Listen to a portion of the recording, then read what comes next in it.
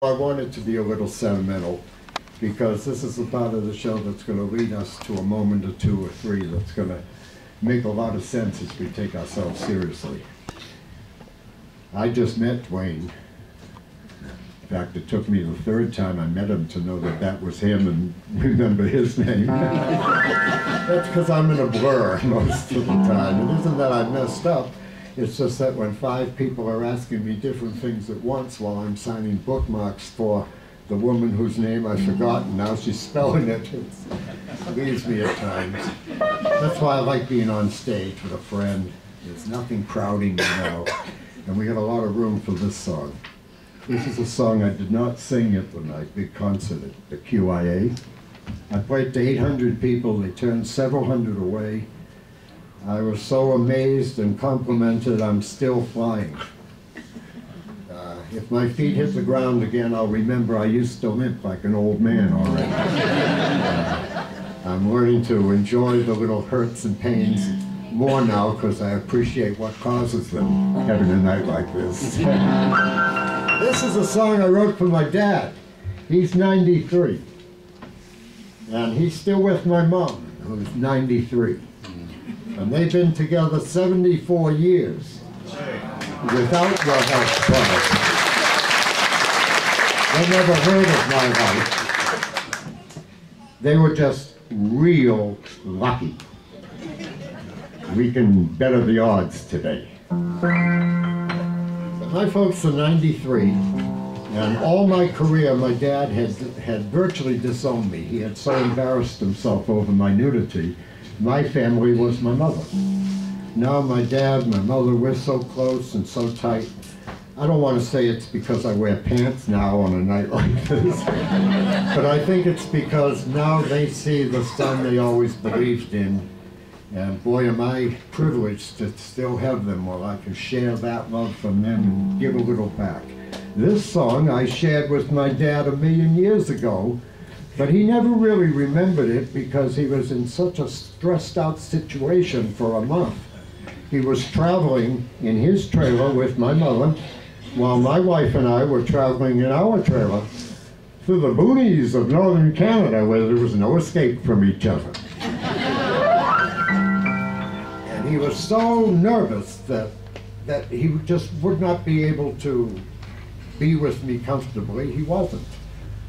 And I sang this song in the one show I did in 25 years wearing pants. And that was at Dawson Creek, milepost 0, Alaska Highway. I had a gig there for a week before I went to up the Alaska Highway playing Whitehorse and towns like that.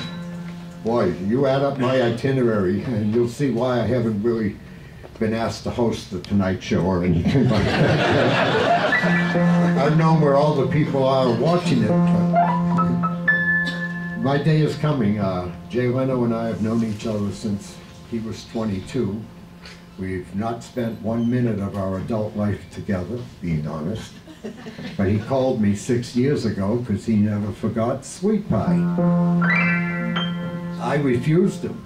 I told him I wasn't sweet pie anymore. I was Paul Weiner running a bookstore and would never be an entertainer again. And we laughed and joked about it, and then he said, if times change, tell me. 2 years ago, a couple walked in the bookstore. This is digressing a bit, but this is worth it. A couple walked in the bookstore, noticed a picture of Jay Leno hanging in the store, high pie. And they said, oh, you know Jay Leno? And I said, yeah, from 1,000,000 years ago. And he said, well, we're on our way to his house to have a barbecue with him and neighbors tomorrow night. I looked at him, I didn't recognize him. And he said he had an Indian motorcycle. It was the 3rd one off the assembly line in the early 30s, or mid-30s. And that Jay Leno's mechanic took it apart to the very last screw, cleaned every original screw and part of that machine and put it back together as a mint condition, fully operable, probably the best looking Indian motorbike there is. So I wrote on a bookmark, you know, Jay called me, blah, blah, blah, blah. forgot to put my phone number on it. I didn't know until he told me what hell he went through trying to find my number while he was driving on the highway with his cell phone. And he invited me again, and I told him I was rehearsing for a show at Salisbury Beach, which is right near Andover, where he grew up. And if it worked out well, I was sweet pie again, and I would be ready. So he said, call me when you're ready. If you're in LA, call me immediately. Well, the likelihood of that is pretty unlikely. But lo and behold, I did call and told him I was ready, and now I'm on his list of acts he would like to get booked. Since I'm not famous and big time, I will be put in when it's appropriate, or when there isn't someone whose movie is just coming out, or their book was just published, or any number of other ors that come first, because they're a money-making entity. Now, I love my dad, and I dedicate this to everybody who is a father, and if that's not inclusive enough, to everybody who had a father, and certainly to my dad. And he got to see a performance of this right in his own senior home, where I sat down, tuned the piano in the vestibule. It wasn't perfect, but most of the people couldn't hear or see, so I took advantage of being able to do for them what they would enjoy. This is I Love My Dad.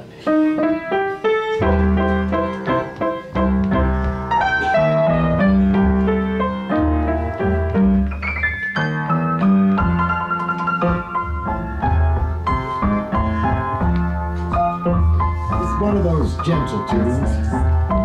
My dad, he don't know a damn about blues. And I don't think it's his favorite either.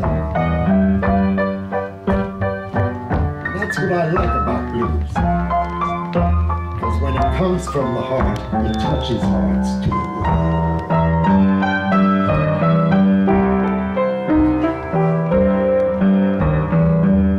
I love my dad more than he may ever know. I love my dad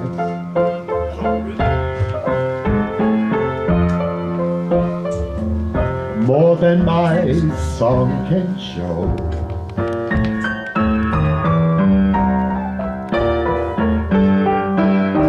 I love my dad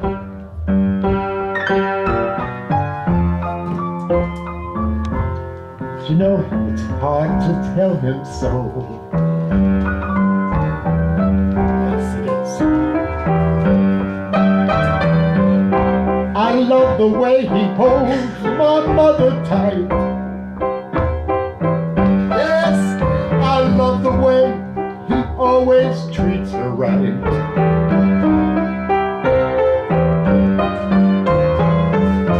I love the smile my dad has for Mom each night. He's her king. Hear me sing. I love my dad.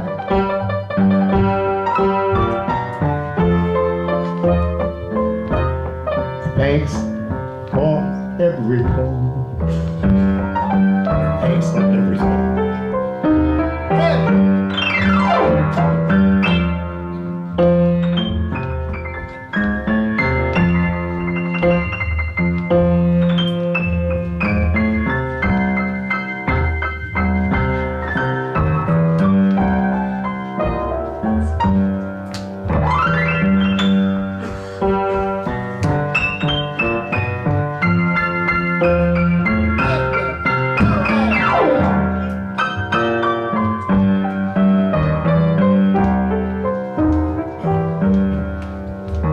I wish my dad could sit right here tonight.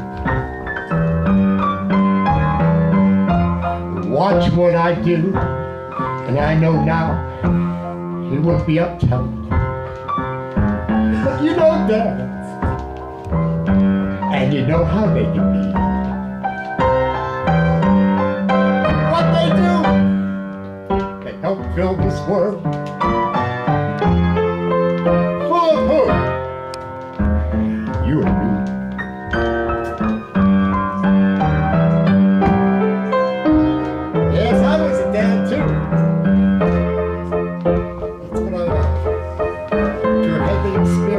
he's known all his life. I wish we could have shared it so much more.